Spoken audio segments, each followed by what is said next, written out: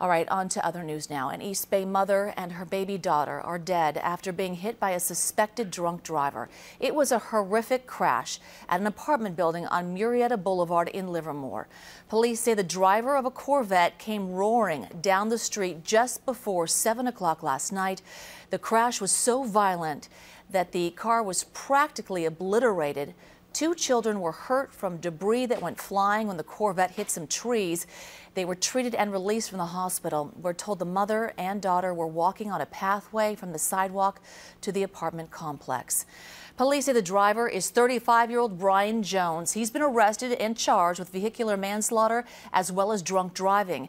Investigators are trying to put together a timeline of what happened. We have information that he was at the Livermore Wine Country Festival. The Livermore Wine Country Festival serves alcohol until 5 p.m. The accident collision occurred almost 2 hours later, and during that time we don't know his whereabouts. Police say Jones' blood alcohol level was nearly twice the legal limit. He posted bail this afternoon and is due in court on Tuesday. The victims' names have not been released.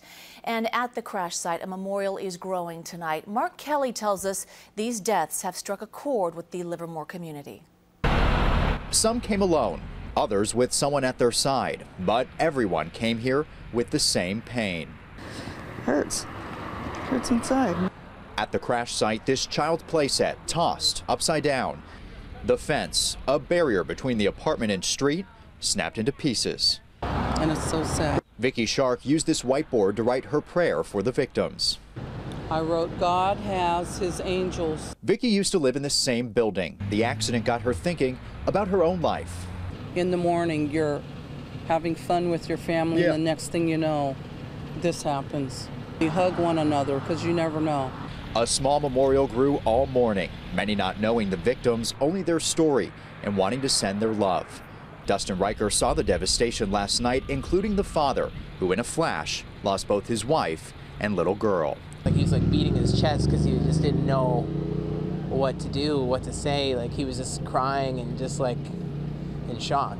All of Livermore is in shock tonight. Donnie Bailey shakes his head.